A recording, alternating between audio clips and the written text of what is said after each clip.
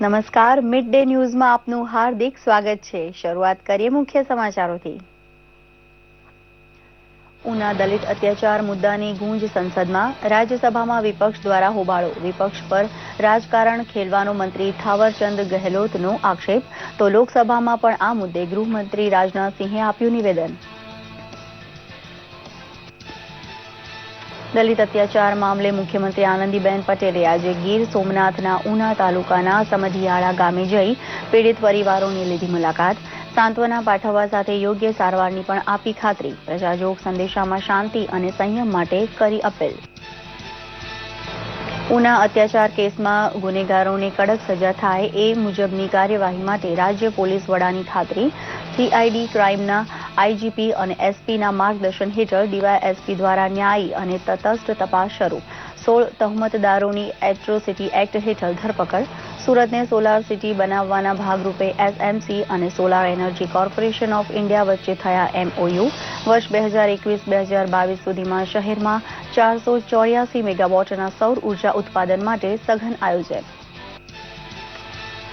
ગુજરાતમાં ક્યાંક ભારે વરસાદ નહીં, પણ દક્ષિણ ગુજરાતમાં સાર્વત્રિક વરસાદ। છેલ્લા 24 કલાકમાં કુલ 33 જિલ્લામાં 165 તાલુકાઓ પર મેઘમહેર। સૌથી વધુ 101 મિલીમીટર વરસાદ નવસારીના ખેરગામમાં। બેટી બચાવો અભિયાનને ખરા અર્થમાં વેગ આપી રહેલી અમદાવાદની સિંધુ હોસ્પિટલ। પુત્રી જન્મને પ્રોત્સાહન આપવા પ્રસૂતિ ખર્ચની સંપૂર્ણ માફીની અનોખી પહેલ।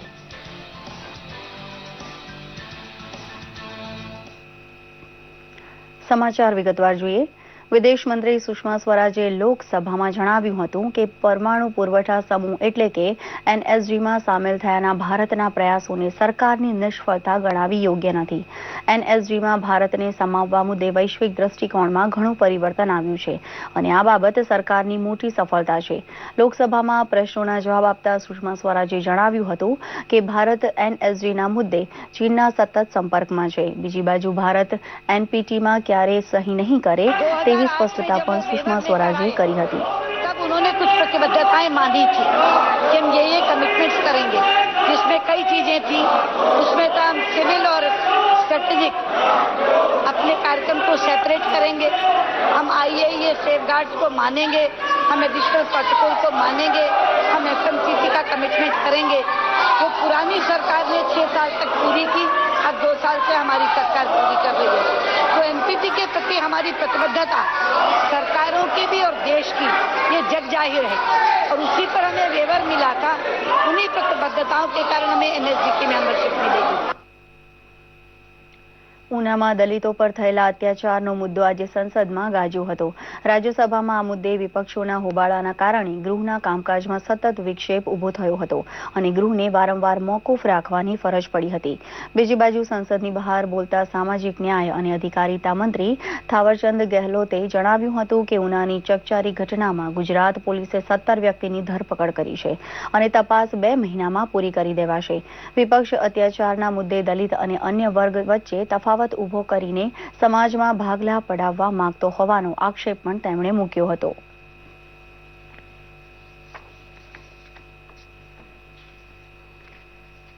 उन्होंने जानकारी देना उचित नहीं समझा, कोर्ट को हेजिटेट किया और कोर्ट ने फिर प्रमोशन में आरक्षण के खिलाफ निर्णय दिया था। अगर मायावती जी और उनकी सरकार उस समय कोर्ट में जानकारी दे देती तो शायद संवैधानिक प्रावधान होने के कारण कोर्ट इस प्रकार का निर्णय नहीं देता। आसान था जवाब देना। 100 पद मान लो अगर आरक्षित है, उसमें से 80 भरे हुए हैं, तो जवाब था पर्याप्त प्रतिनिधित्व नहीं मिला क्योंकि 20 पद रिक्त है। वर्किंग एफिशिएंसी पर पदोन्नति के बाद विपरीत असर तो नहीं पड़ेगा, इसका भी जवाब था नहीं पड़ेगा क्योंकि 5 साल की सीआर उस व्यक्ति की एक्सीलेंट होती है, A+ होती है, तभी उसको प्रमोशन की पात्रता होती, नहीं तो प्रमोशन होता ही नहीं। ઉનામાં દલિતો સાથેના અત્યાચારની ઘટના અંગે ગૃહમંત્રી રાજનાથસિંહે લોકસભામાં નિવેદન આપ્યું હતું. વિપક્ષના ભારે ઉહાપો વચ્ચે ગૃહમંત્રીએ સમગ્ર ઘટનાની વિગતો આપી હતી. તેમણે કહ્યું હતું કે આ સમગ્ર ઘટના અંગે પ્રધાનમંત્રી નરેન્દ્ર મોદી પોતે પણ ઘણા દુઃખી જ છે. રાજનાથસિંહે પોતે પણ આવી અત્યાચારની ઘટના સામે કમનસીબ અને ઘૃણાસ્પદ ગણાવી કહ્યું હતું કે કેન્દ્ર સરકાર સમાજમાંથી આવા દૂષણોનો સફાયો કરવા કટિબદ્ધ છે. સમગ્ર મામલે ગુજરાત सरकारे तात्कालिक લીધેલા પગલાંની પણ તેમણે સરાહના કરી હતી. राज्य सरकार ने प्रत्येक पीड़ित परिवारों के लिए 4 लाख रुपए की धनराशि स्वीकृत की है, जिसमें से कि 1 लाख रुपए की धनराशि उन्हें अब तक उपलब्ध कराई जा चुकी है. शेष धनराशि भी उन्हें उपलब्ध करा दी जाएगी. और अपराध की गंभीरता को देखते हुए पूरी जांच सीआईडी क्राइम ब्रांच को सौंप दी गई है. મુખ્યમંત્રી આનંદીબેન પટેલે ઉના દલિત અત્યાચાર મામલે આજે ગીર સોમનાથ જિલ્લાના સમઢિયાળાની મુલાકાત લીધી હતી. આજે સવારે 10 વાગ્યાના સુમારે તેઓ હવાઈ માર્ગે દીવ એરપોર્ટ ખાતે આવી પહોંચ્યા હતા, જ્યાંથી તેઓ ઉના તાલુકાના સમઢિયાળા ગામ માટે જવા રવાના થયા હતા. અહીં તેઓ પીડિતો અને પરિવારજનોને મળ્યા હતા અને પીડિત પરિવારોની રજૂઆત સાંભળી તેમને સાંત્વના આપી હતી. એમણે પીડિતોને સંપૂર્ણ અને ઉત્તમ સારવાર માટે ખાતરી પણ આપી હતી. પીડિત પરિવારના સભ્યોએ પણ લોકોને શાંતિ માટે અપીલ કરી હતી. દરમિયાન મુખ્યમંત્રીએ પ્રજાજોગ સંદેશમાં લોકોને શાંતિ જાળવવાની અપીલ કરતા દોષિતો વિરુદ્ધ કડક કાર્યવાહીની ખાતરી આપી છે. સૌને હું વંદન કરું છું. આપણે સૌ જાણીએ છીએ કે ગુજરાતીઓ શાંતિપ્રિય છે. દેશ અને દુનિયામાં તેમના આ શાંતિપ્રિય સ્વભાવથી તેમની ખ્યાતિ વિસ્તરી છે. શાંતિ એ આપણા સમાજ જીવનના સંસ્કાર છે. કર્તવ્ય પાલન અને ઘર પરિવારની સાર સંભાળ એ તો આપણી સંસ્કૃતિમાં છે. થોડા દિવસ પહેલા ગીર સોમનાથ જિલ્લાના ઉનામાં અનુસૂચિત જાતિના યુવકો સાથે જે અત્યાચાર દુર્વ્યવહાર થયો તે અત્યંત શરમજનક અને કોઈ પણ સભ્ય સમાજને ન શોભે તેવી ઘટના બની છે.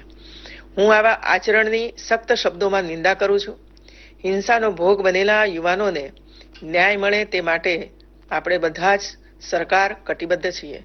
ઉનાની આ ઘટના સંદર્ભે રાજ્ય સરકારે તરત જ કડક પગલાં લીધા છે. અત્યાર સુધીમાં 16 આરોપીઓની ધરપકડ કરવામાં આવી છે. જે પોલીસ અધિકારી કર્મચારીઓએ આ ઘટનામાં તેમની ફરજમાં નિષ્ક્રિયતા દાખવી છે તેવા 4 પોલીસ કર્મીઓને સસ્પેન્ડ કરવામાં આવ્યા છે. જે યુવાનો આ અત્યાચારનો ભોગ બન્યા છે તેમને તબીબી સારવાર માટે હોસ્પિટલમાં ખસેડવામાં આવ્યા છે અને તેમની સારવારનો તમામ ખર્ચ રાજ્ય સરકાર ઉપાડશે. પ્રત્યેક ઈજાગ્રસ્ત વ્યક્તિઓને નિયમ અનુસાર 4 લાખનું વળતર આપવાનું રાજ્ય સરકારે નક્કી કર્યું છે.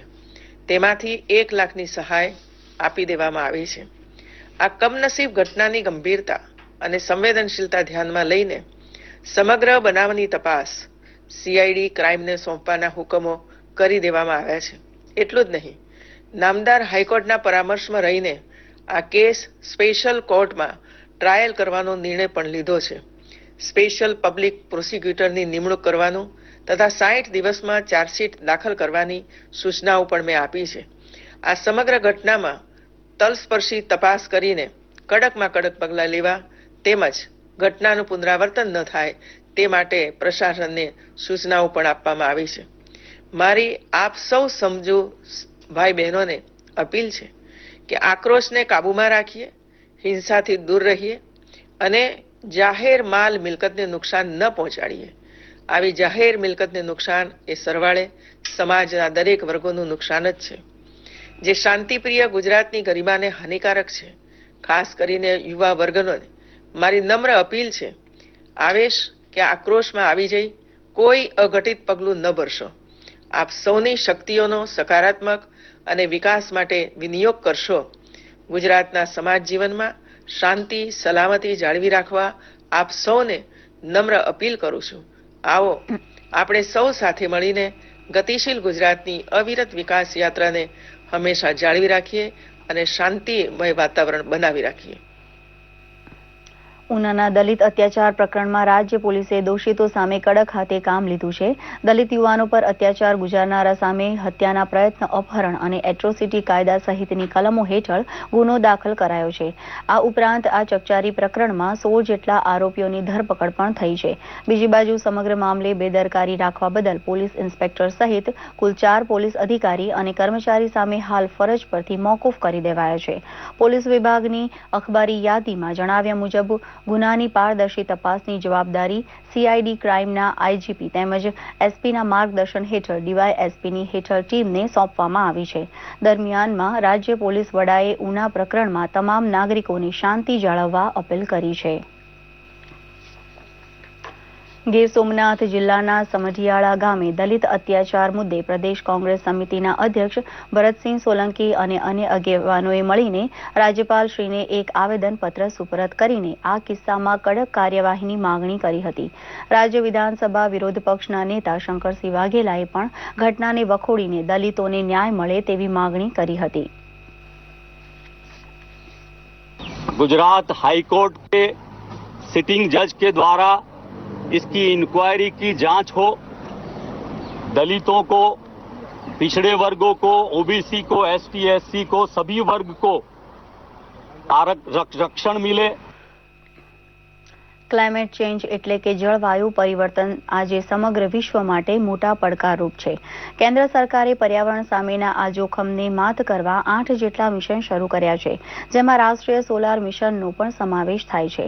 આ મિશનને સફળ બનાવવાની દિશામાં આગળ વધતા સુરત મહાનગરપાલિકાએ હવે solar energy corporation of India સાથે મહત્વના MOU કર્યા છે.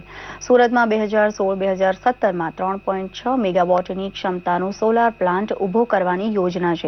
આ ઉપરાંત વર્ષ 2021-2022માં શહેરમાં 484 મેગાવોટના સૌર ઉર્જા ઉત્પાદન માટે પણ આ MOU ઘણા મદદરૂપ થશે. तो उन सबको एक साथ में लेके हम सभी जितने भी संस्थाएं हैं सूरत के अंदर, चाहे वो रेसिडेंशियल सेक्टर हो, चाहे वो कमर्शियल सेक्टर हो, इंडस्ट्रियल हो, उन सबसे हम उनकी डिमांड मंगवाएंगे. उनकी डिमांड आने के बाद जो है वो पूरी डिमांड हम सेकी को दे देंगे. सेकी मतलब सूरत solar energy corporation of India. Solar energy corporation of India उस डिमांड के आधार पे नेशनल बिडिंग करके, ये बड़ा महत्वपूर्ण है क्योंकि जब नेशनल बिडिंग होता है तो रेट कम आते हैं, तो वो नेशनल लेवल पे बिड करेगा, टेंडर बाहर निकालेगा और उसके अंदर जो सूरत में जो लोएस्ट पार्टी भरेगी वो फाइनल कर देगी. सेकी के द्वारा ये फाइनल हो जाएगा कि ये पार्टी है जो लोएस्ट आई है और इतने रुपए पे ये यूनिट बेचेगी.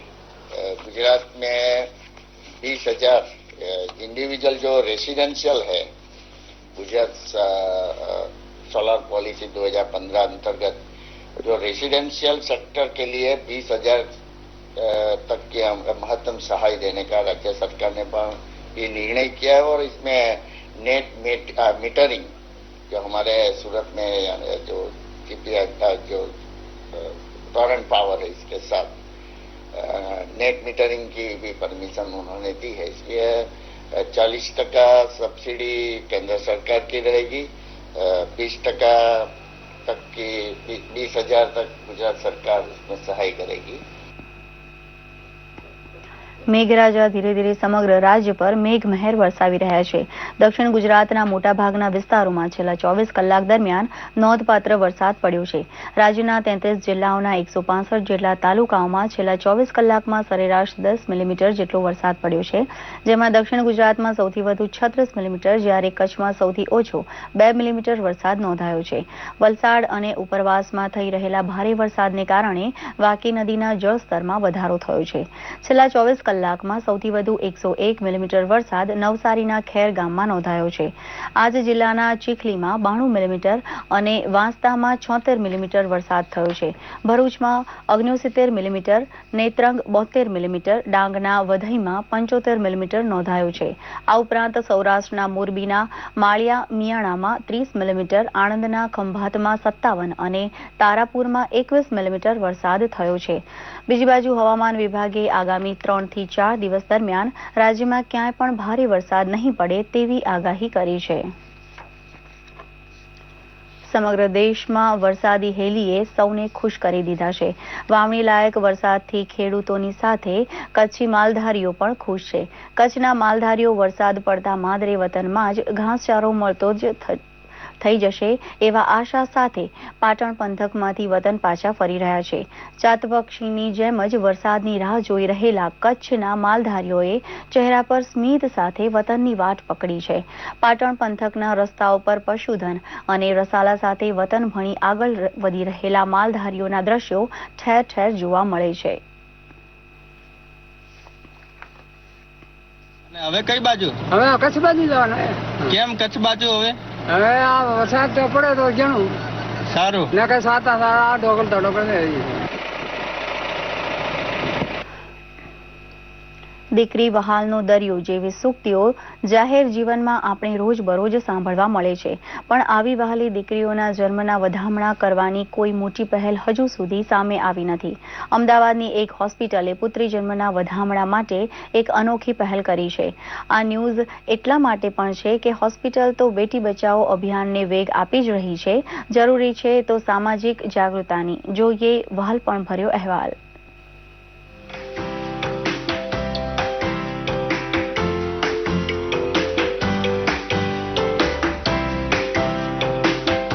દીકરી સાપનો ભારો જ નહીં, પણ દીકરી વહાલનો દરિયો, એવું માનતો બહુધા સમાજ આજે રાજ્યની જ નહીં પણ કેન્દ્રની યોજના બેટી બચાવો બેટી પઢાઓને પ્રોત્સાહિત કરે છે. આ વચ્ચે અમદાવાદની એક હોસ્પિટલે ભ્રૂણ હત્યાને જાકારો આપવા અને બેટી બચાવો ઝુંબેશને વેગ આપવા નવતર પ્રયોગ કર્યો છે અને પ્રતિસાદ પણ ભવ્ય. અહીં પ્રસૂતિ માટે આવનાર દંપતીએ રજીસ્ટ્રેશન ચાર્જ માત્ર ₹1100 ભરવાનો રહે છે અને પુત્રીના આગમનની દંપતીને રાજ્ય સરકારની સુકન્યા યોજનાનું સર્ટિફિકેટ પણ આપવામાં આવે છે.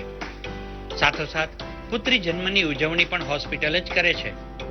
5 મહિનાની પ્રસૂતા કિરણ આહુજા કહે છે કે પુત્રી જન્મની આતુરતાથી રાહ જોઈ રહી છું અને પ્રસૂતિ પણ સિંધુ સેવા સમાજની આ હોસ્પિટલમાં જ કરાવીશ. मुझे लड़की चाहिए क्योंकि मैं ज़्यादातर देखती हूँ समाज में आजकल लड़कियाँ बहुत ही कम हो गई हैं. अगर लड़कियाँ कम हो जाएंगी तो लड़के शादी किससे करेंगे? वो लोग तो सोचते ही नहीं है कि लड़के आते जाएंगे लड़कियाँ कम होती जाएंगी तो आगे दुनिया बढ़ेगी कैसे? अगर लड़की होगी नहीं तो मैं समझती हूँ किसी की फैमिली बनेगी भी नहीं. मैं यही कहना चाहती हूँ कि आप सब देख सकते हैं कि लड़कियाँ कहाँ तक पहुँच गई हैं. जैसे कि सानिया मिर्जा है, सुनीता विलियम्स है. आप उन लोगों को देखिए, उनके माँ बाप को लड़के पसंद नहीं, ज़्यादातर लड़कियाँ पसंद है. आज तो दुनिया भर में लड़कियों ने ही नाम रोशन किया है. शायद आप भी उन माँ बाप में हो सकते हैं कि आपकी बेटी भी सुनीता विलियम्स जैसी बन सकती है. સામાન્ય રીતે પ્રસૂતિ માટે અન્ય હોસ્પિટલ ₹7,000 થી 20,000 સુધીનો ચાર્જ વસૂલતી હોય છે, ત્યારે માત્ર 1100ના રજીસ્ટ્રેશનમાં તમામ મેડિકલ ચાર્જ, દવાઓ સહિતનો સઘળો ખર્ચ હોસ્પિટલ વહન કરે છે. સિંધુ હોસ્પિટલના મેનેજિંગ ડિરેક્ટર મહાદેવ લોહાના કહે છે કે રાજ્ય સરકારની બેટી બચાવો ઝુંબેશથી પ્રેરિત થઈને અમલમાં મૂકેલી આ યોજનામાં છેલ્લા 1 મહિનામાં 300 જેટલા રજીસ્ટ્રેશન થયા છે. આ જ દર્શાવે છે કે પુત્રી જન્મ પ્રત્યે આજે કેટલી જાગૃતતા સમાજમાં પ્રવર્તે છે. આપણા પ્રાઇમ મિનિસ્ટર છે એમનું પણ એક અભિયાન સારું એવું હું બહુ ઇન્સ્પાયર થયો છું કે બેટી બચાવો બેટી પઢાઓ. બેટી પઢાઓ ક્યારે થશે? જ્યારે બેટી બચશે. બેટી કેવી રીતે બચશે? લોકોને જ્યાં સુધી આપણે મેન્ટલી ચેન્જ ના કરીએ, એમનું માઇન્ડસેટ ચેન્જ ના કરીએ, ત્યાં સુધી સફળતા ના મળે. માટે જ અમે અહીંયા એક જુદી રીતે એકદમ યુનિક જેને કહેવાય એક હટકે એક આખું પ્લાન બનાવ્યો અને એ અભિયાન જે શરૂ કર્યું છે એમાં બહુ ખૂબ જ સારો એવો પ્રોત્સાહન અમને મળે છે અને લોકોને અમે એ રીતે જ આગળ ગાઈડ કરતા જઈએ છીએ. આજે ગુજરાતમાં દર 1,000 છોકરાઓની સરખામણીએ છોકરીઓનો જન્મદર 890 છે. ત્યારે આ અસમાનતાને પહોંચી વળવા સાથે પુત્રી જન્મદરને પ્રોત્સાહન આપવાની આ પહેલ ખરેખર પ્રશંસનીય છે. પણ તાળી એક હાથે ના પડે. એ કહેવત અનુસાર સમાજના ઉચ્ચ ભ્રુ વર્ગે પણ બેટી વધાવોમાં જોડાવવું પડશે. તો જ આવી પહેલ રાજ્ય જ નહીં રાષ્ટ્ર માટે પણ અનુકરણીય રહેશે. દૂરદર્શન સમાચાર માટે ભાર્ગવ ત્રિવેદી સાથે બ્યુરો રિપોર્ટ, અમદાવાદ. અગ્રણી રાષ્ટ્રીયકૃત બેંક ઓફ બરોડાનો આજે 109મો સ્થાપના દિવસ છે. તેની ઉજવણી આજે અમદાવાદ સ્થિત ઉત્તર ગુજરાત ઝોનલ ઓફિસ ખાતે કરવામાં આવી. વહેલી સવારે બેંક ઓફ બરોડાના કર્મચારીઓએ પર્યાવરણ જાગૃતિ રેલી નીકાળીને લોકોને વૃક્ષ વાવવા, પર્યાવરણ બચાવવાનો સંદેશો આપ્યો હતો. ત્યારબાદ ઓફિસના પ્રાંગણમાં ઉત્તર ગુજરાત ઝોનના general manager Shri R.N. Sharma અને રિઝર્વ બેંક ઓફ ઇન્ડિયાના રિજનલ ડાયરેક્ટર શ્રી J.K. દાસે સાથે મળીને વૃક્ષારોપણ કર્યું હતું. સામાજિક જવાબદારીના ભાગરૂપે બેંક ઓફ બરોડાના ઉત્તર ગુજરાત ઝોનના સમગ્ર કર્મચારીઓએ મળીને રક્તદાન શિબિરમાં લગભગ 1000થી વધુ બોટલનું રક્તદાન કર્યું હતું. General manager Shri R.N. શર્માએ જણાવ્યું કે આજે સ્થાપના દિવસ ઉપક્રમે અમે ગ્રાહક સુવિધાની ઘણી નવી સેવાઓનો પણ પ્રારંભ કર્યો છે. आज बैंक ऑफ बड़ौदा ने बहुत सारे इनिशिएटिव्स स्टार्ट किए हैं जो कि हमारे स्पेशली आईटी से रिलेटेड एवं डिजिटाइजेशन से रिलेटेड है, जिसके अंदर ऑनलाइन एप्लीकेशंस के द्वारा अकाउंट ओपन करना है. सेंट्रल प्रोसेसिंग सेंटर भी हमारा नॉर्थ गुजरात जोन को अटैच किया गया है. और बैंक ऑफ बड़ौदा का हमेशा फिलॉसफी रहा है कस्टमर सेंट्रिसिटी, कस्टमर्स को अच्छी सर्विस प्रदान करना. और इसी के साथ मैं सभी को शुभकामनाएं देता हूं बैंक ऑफ बड़ौदा की तरफ से. हर बरोडियन आज उत्साह के साथ में इस दिवस को मना रहा है. धन्यवाद. ચોમાસું શરૂ થતાની સાથે જ વન વિભાગના સહયોગથી મોરબીમાં રોપા વિતરણની ઝુંબેશ હાથ ધરવામાં આવે છે, જેમાં મયુર નેચર ક્લબ પણ છેલ્લા 2 દાયકાથી સહકાર આપી રહ્યું છે. સરળતાથી ઉછેર થઈ શકે અને આયુર્વેદની દ્રષ્ટિએ મહત્વના હોય તેવા છોડના વિતરણમાં પ્રજાનો પણ બહોળો પ્રતિસાદ મળે છે. આ ઉપરાંત ક્લબના કાર્યકરો પર્યાવરણલક્ષી પ્રવૃત્તિની સાથે પ્રજામાં આ વૃક્ષારોપણ તેમજ પર્યાવરણની જાળવણી અંગે જાગૃતિ આવે તે માટે પણ સઘન અભિયાન ચલાવાય છે. આ લોકોપયોગી ઝુંબેશ અંગે ક્લબના પ્રમુખ M.G. મારુતિએ વધુ માહિતી આપી હતી. વિભાગ તરફથી અને લગભગ 20 વર્ષથી દર વર્ષે વિનામૂલ્યે રોપા વિતરણ આપણે કરી છે. એની અંદર વન વિભાગ તરફથી 20 જાતના રોપાઓ આ વખતે વિતરણ કરવા રાખ્યું છે. અત્યારે 22 જાતના 2200 રોપાનું વિતરણ કરવામાં આવ્યું છે. કુપોષણ નાબૂદી માટે રાજ્ય સરકારે અનેક યોજનાઓ જાહેર કરી છે અને તેનું જ સુખદ પરિણામ છે કે રાજ્યમાંથી કુપોષિત બાળકોની સંખ્યા ઘટી રહી છે. આદિવાસી વિસ્તાર એવા ડાંગ જિલ્લામાં પણ ગામે ગામ ફરી કુપોષિત બાળકોને સારવાર આપવામાં આવી રહી છે.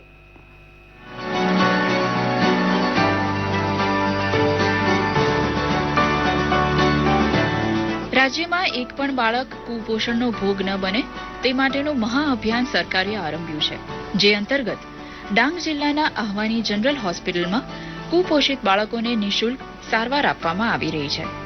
અહીંની ટીમે જિલ્લાના 311 ગામોમાં ફરી કુપોષિત બાળકોને શોધીને સારવાર આપી છે. અહીં જે આવતા બાળકો છે એમને અહીંથી જ હોસ્પિટલ દ્વારા જ જે એમને જેટલું ખાવું જોઈએ કે જેટલું એમને ખાવા માટેની એક ટેસ્ટ કરવામાં આવે છે, જેને એપેટાઇટ ટેસ્ટ કહેવાય.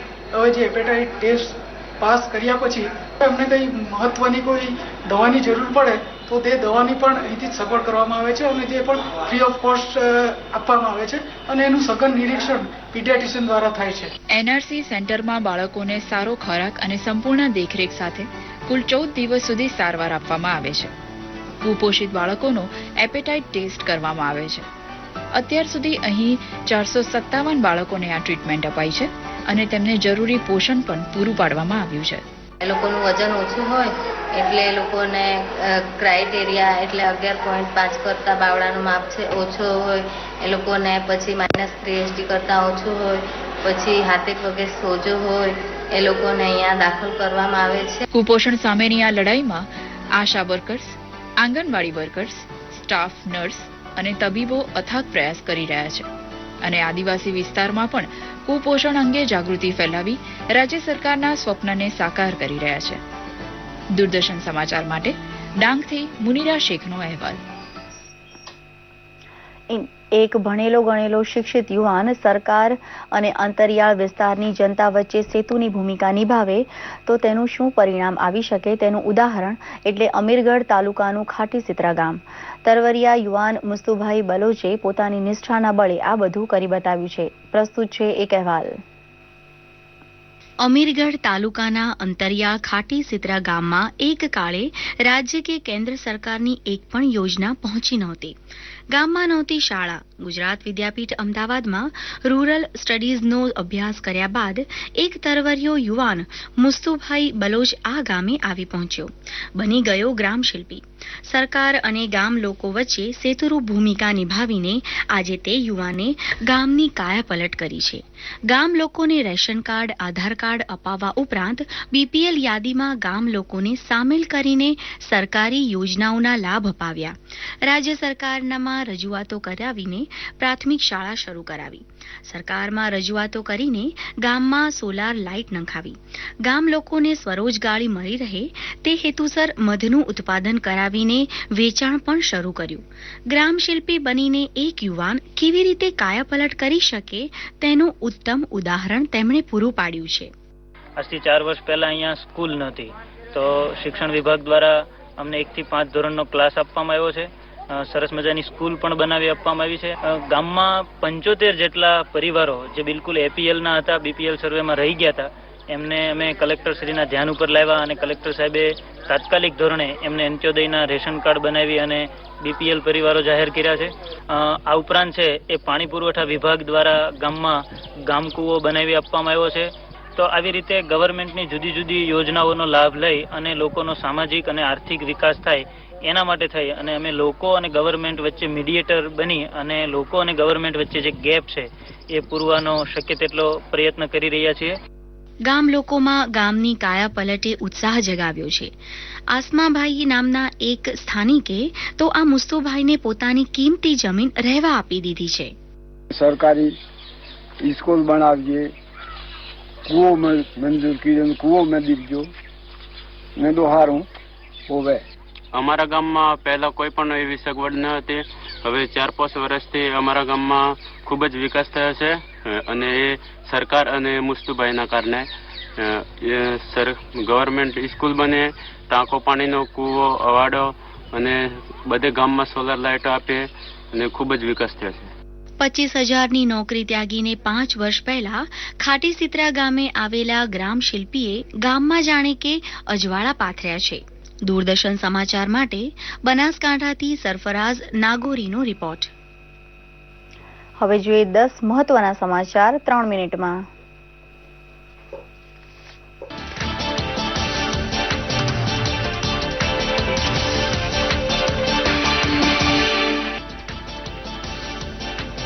જમ્મુ કાશ્મીરમાં હિંસક ઘટનાઓ બાદ હવે સ્થિતિ થાળે પડી.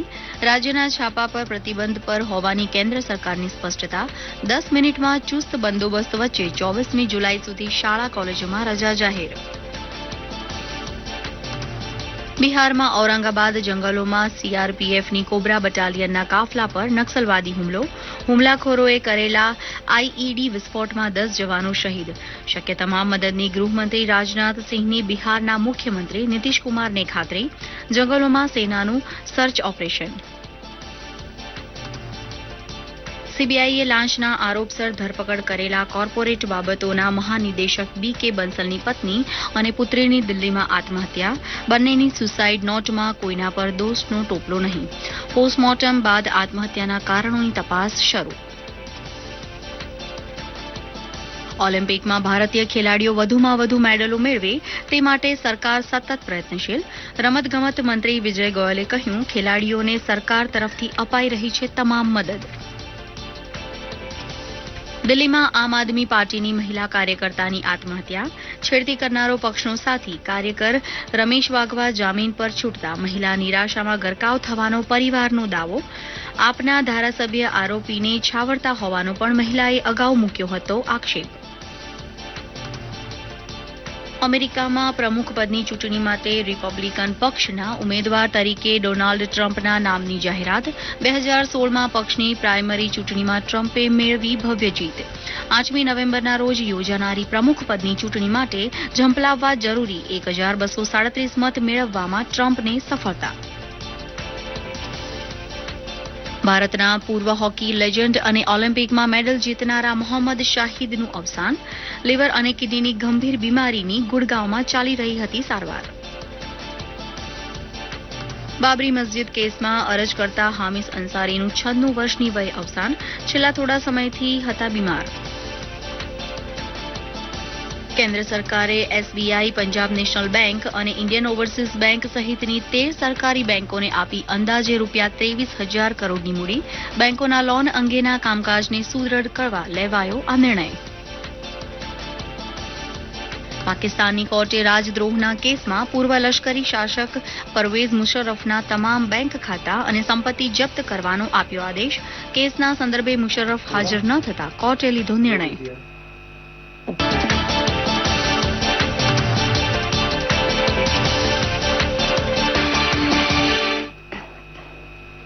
આ સાથે આ સમાચાર બુલેટિન અહીં સમાપ્ત કરીએ છીએ. નમસ્કાર.